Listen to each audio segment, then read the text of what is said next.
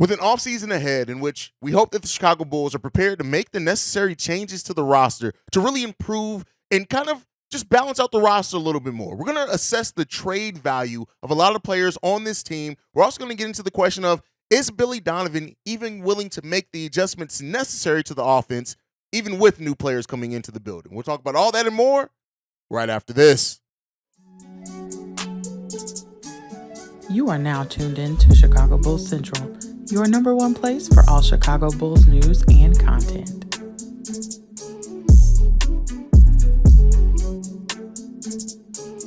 All right, Bulls fans, welcome to another episode of Chicago Bulls Central, your number one spot for everything Chicago Bulls related. If you want to follow me right off the top, you can do so at CEO Haize. That's CEO Haize.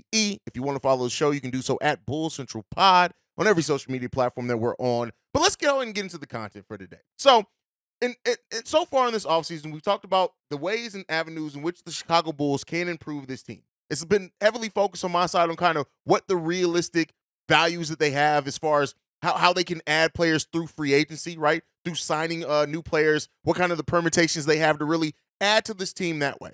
But of course, another way that the Bulls can add to this team is trades, right? And that is something that, especially considering how close the Bulls will be up to that luxury tax that they do not go into once they re-sign a player like Kobe or a player like Vooch, and just how close to that luxury tax they'll be. Another avenue outside of mid-level exceptions, the biannual exception, that the Bulls can add value to this team, either it be through draft picks or whether it be through going after other players, is through the trade market, is exploring the trade market. And so I want to take some time to really assess the trade value of a lot of players on this team, or basically the whole roster. And so when you really look at it, let's start at the point guard position, right? So we have Coby White, Alex Caruso. We also have Ayo Dosunmu, Pat Bev, who is an unrestricted free agent. We can't use him in any trades. So it really leaves and brings us down to Alex Caruso, Ayo Dosunmu through maybe a sign and trade market, and Coby White through that same sign and trade market. Carlik Jones is another point guard technically on the roster, but again, considering his deal, it's not really tradable. I mean, you could throw it in an added salary, but it's not going to net you much back. So let's start off with Coby White, right? And so Coby White, who really has had a breakthrough season in a way, right? I wouldn't call it a breakout season. I'll call it a breakthrough season because he improved a lot of things on his game. But, considering Coby White's going to the market and he could sign with any team outright, yes, the Bulls do have an opportunity to match. But, the trade value that Coby White has is not because of the value of the player. It's really because of the situation of the contract. Restricted free agency, it's really hard to work out signing trades as a restricted free agent because you can only take back half the player's base salary in contract. So meaning if Coby did sign for $14 million, we only $7 million of that will count towards salary matching with any other player. Yes, you can find, especially if you can find a team with a younger maybe contract, you can find a contract at $7 million that you can, but it's not likely, right? So we're going to kind of move off of that. We kind of know what's the situation with Coby White. And I think we kind of expect Coby White to also just be re-signed. Ayo Dosunmu, same situation, right? Half the base level compensation year, not much going there. And I do think also with the season that he's had, he may have tanked that value a little bit for Ayo Dosunmu. So I'm not really assessing his trade value high. But the next up is Alex Caruso. Alex Caruso, probably more than any other player outside of Zach LaVine and DeMar DeRozan, has the highest trade value on this team. Now, we know we love Alex Caruso here. He is a Chicago Bulls type player. He's the type of player that we appreciate his defense, the way he gets deflections. Yes, he has not been able to shoot the ball well at all being a Chicago Bull, but he probably has the highest trade value outside of DeMar DeRozan and Zach LaVine. And so because of that, the Bulls, at least around the trade deadline, it was rumored that they set the market for him at 2 first-round picks. Is that asking too much for Alex Caruso? Absolutely. But the Bulls, who don't necessarily want to trade Alex Caruso, but if you're going to pry him away from them, they're going to set that value extremely high. I actually respect that. Alex Caruso is probably the player on this Bulls roster that can net you the most back, like I said, outside of Zach and DeMar. And not to say that we want to see Alex Caruso leave, but it is to say that if the Bulls are looking to get the most value back for any contract that they send out, Alex Caruso absolutely could be on that list. And you look at teams like a Golden State, you look at teams maybe even like a Dallas who could be looking to just add as much talent as possible after the season they had and how that kind of went after they added Kyrie Irving.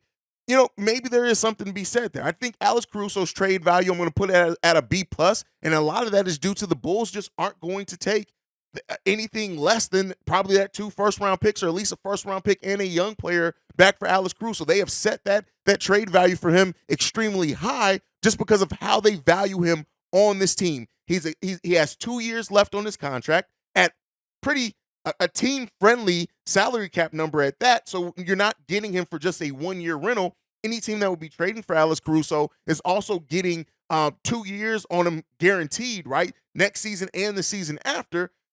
And you're getting a player that defensively is just amazing. And yeah, especially if you kind of already have your offense set and you don't need the shooting from Alex Caruso, he's going to have a lot of value around the league. He probably has the most trade value of any other player, like I said, outside of Zach and DeMar. Now, next, going down the list is Zach, right? We know Zach LaVine, if the Bulls do decide to move off of Zach, they would just have to get a lot back just by the nature of the contract, the years he has left on his contract and his age. They would get a lot back for that. But I don't necessarily see the Bulls trading Zach and DeMar in the same offseason, but Zach has an absolutely high trade value if we were to decide to move him. And same thing with DeMar DeRozan. I think, yes, DeMar has only 1 year left on his deal. He's a veteran, but he's a veteran that you know exactly what you're going to get from night in and night out, basically. And if you are a team that just needs a reliant scorer that's going to go out and get you points, and you already have kind of a young core or even just a solid core, I could see a team like Miami. I could see a team like Dallas. I could see a team even maybe like Memphis, especially if they don't re-sign Brooks, being interested in DeMar DeRozan. Him and Zach's trade value are their only A's on the team, and I think that's fair, right? And then you look at players like Patrick Williams, who we know that the Bulls are not trading Patrick Williams, but I do think that enough teams still see the promise in Patrick Williams that he has probably a pretty high, probably around a B minus trade value as well for Patrick Williams. And then Dalen Terry, right? I don't see any world in which the Chicago Bulls include Dalen Terry unless they are getting a superstar level deal. And that I don't think that they have the assets to really go out and get. But Dalen Terry, considering he's still a rookie, still kind of an unknown commodity around the NBA, but a player that's shown some flashes and that you can see at the bare minimum he's probably going to be a nice defensive wing for you. I'd say that he would have some pretty high trade value as well, but I don't see the Bulls being willing to move off him before they really even see what they have in Dalen Terry. And then players like Derrick Jones Jr., Andre Drummond, those are kind of players level that you include as add-ons in deals that would have to come with a bigger level deal. And Marko Simonovic has little to no trade value at all around the NBA. I don't think anybody's checking for Marko Simonovic. I don't know if I missed anybody in there. So basically what that comes to say is that unless the Bulls are willing to do something monumental with really changing this team significantly and moving one of their not just core players, but a key player to what they do, the Bulls on the trade market isn't looking very likely. Now, I do think that they should explore trade value for everyone and just to see what's out there. I've said it before, had a video last week. I do not see any player as untouchable on this roster. It just depends on the level of deal. We know this team isn't going full rebuild. We know they're not blowing it all up. But that does not mean that they're not willing to retool through the trade market and really try to explore the trade value. Like I've said before, I'd be disappointed if AK isn't on the phone necessarily seeing what he can get back for DeMar DeRozan, seeing what if he can get those 2 first or maybe a young player for Alex Caruso. It really comes down to where do the Bulls want to go? And that is the biggest question in this, right? Is that in surveying and looking at this team and the talent level, does AK think he can add enough talent to this team to where we can be a playoff team? Not fighting for a play-in position, but an actual playoff team. Does he think he can make the necessary moves to get us to that level? Or does he think, hey, let's bet on some of our young guys. Let's have a season of not tanking by any stretch of the imagination, but let's have a season where we prioritize these guys to develop them. And then if things don't go the way that we hope, we then own our own first-round pick outright in 2024. That's one of the biggest questions. But, let me know what you guys think on that down below.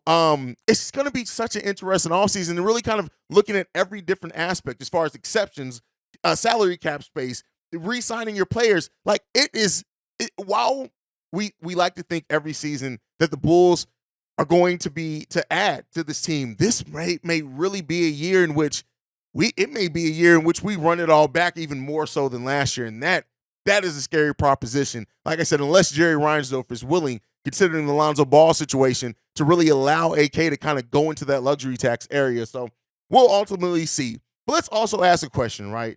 The biggest question in this is, or not the biggest, but one of the bigger questions in this is head coach Billy Donovan. And I asked this over on Locked On Bulls today, and I wanted to bring it over here as well. And that is, with any change, right? Are we sure, or how confident as a fan base are we that Billy Donovan is going to adapt his system enough to any new players that we have in here? When you really look at the new players that we brought in last season, that's Andre Drummond, Goran Dragic, even if you want to say Carlik Jones, Pat Bev in the middle of the season, but he came in as the starting point guard. And I really won't say that the system changed. Pat Bev was able to run that system a little bit better. But with a offseason of change, how much do we trust Billy Donovan to change his play style, to change the offensive and defensive schemes enough to where any new players are able to have an impact?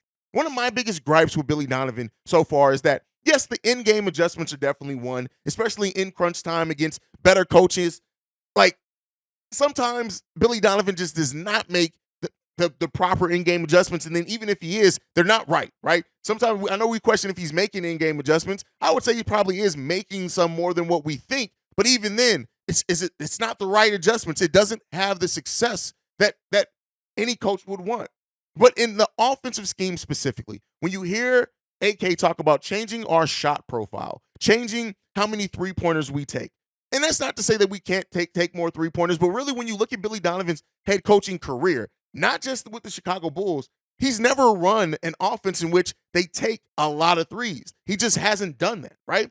And so in a season where a lot of Bulls fans, me included, are saying, let's go and get some shooters. Let's add a 3-and-D wing. Let's add a big that can stretch the floor. A big question has to come to the coach that this front office bet on, the coach that they gave an extension to, with even more weapons. How much do we think he's going to actually change, right? As long as DeMar DeRozan is on this team, and again, this is not an indictment on DeMar DeRozan, the player, but as long as Billy Donovan has that safety valve of DeMar DeRozan, I, for one, don't see the shot profile of us changing a lot. Maybe I would love to be proven wrong on that. But with the way that Billy Donovan runs his offense and that he has his ball-dominant players, that he allows everything to kind of go through, we don't put the ball in the point guard's hands in the half court. Pat Bev forced a little bit of that, and I like that. But even when we had Lonzo wasn't really operating as a point guard, a traditional point guard in the half-court offense. It was DeMar DeRozan that everything was going through, right? We don't run half-court sets for Nikola Vucevic a lot. We run him on post-ups, yeah, sometimes, but it's never throughout the whole game, even when Vooch is cooking, right? Zach LaVine, one of the best catch-and-shoot players in the NBA. We didn't run very many catch-and-shoot opportunities for him at all, even in the second half of the season when he was playing better, right? And this is not to blame everything on Billy Donovan. That's not to say that it is, because it's not. We have an unbalanced roster, and it is up to AK and Eversley to find a way to balance out this roster in a more meaningful way that is absolutely up to that front office to do. But once that happens, right, we had potentially one of the better backup bigs in the NBA last season. Didn't use him. We have Patrick Williams, who has shown an ability to run some offense, right? And he's more engaged offensively when he does so, but even in moving him to the bench, didn't really happen too often. Now, a lot of that was because Kobe White was cooking last season, so I'll give it to him on that. But if you really look back at even last season, when Kobe White wasn't having the playmaking ability that we saw this season, didn't grow as a passer and a dribbler like he did this season, Billy Donovan was still running a lot of things through Kobe White if you go back and look at that. And that makes sense, right? But that wasn't really a change. Kobe White progressed, but it wasn't really a change in Billy Donovan's system. Kobe was just better prepared and grew enough to make it look a little bit better. So it just a lot. Now, and again, I want to make sure that I don't try to put everything on coaching, because everything isn't on coaching in this. And it's just not. Everything is not on coaching. But a lot of it is. And I don't have very much faith in head coach Billy Donovan. And hopefully that's restored next season. Hopefully it is. Hopefully we see growth from not only the players, but we do see growth from our head coach and Billy Donovan with a better overall roster and a more balanced roster, and hopefully a roster with more shooting, and Billy Donovan's system goes a little bit better, right? But the defensive adjustments, the yeah, you can only use Vooch and drop coverage. It's primarily how he's going to operate, and it is what it is there. But in really a league that has moved on into, shooting a lot of threes, right? And not only just shooting in volume, but like hitting a lot of them. Billy Donovan has just not shown enough in his offensive philosophies throughout his coaching career that leads me to believe that he's going to necessarily adapt to that. I see a lot. I worry that if we add a 3-and-D shooter, that shooter will end up just turning into a spot-up shooter, standing in the corner. And for those that don't know, running 3-point plays and just someone standing in the corner waiting to take shots off the dribble or catch and shoot is a lot different of a scenario than actually running an offensive set to try to get an open 3-point shot. And that's kind of where I have some issues with Billy Donovan. But you guys can let me know what you guys think on everything down below. That's it for the daily episode today of Chicago Bulls Central. Make sure you're following the show at Bulls Central Pod. You can send us any feedback, questions, comments, concerns, bullcentralpod@gmail.com. Lastly, if you want to leave a text message and our voicemail, the number to do so, 773-270-2799. We are the number one spot for everything Chicago Bulls related because of you guys. And like I like to end every episode on, go Bulls. Love you guys. See red if you can, y'all. Peace. This has been a presentation of the Break Media.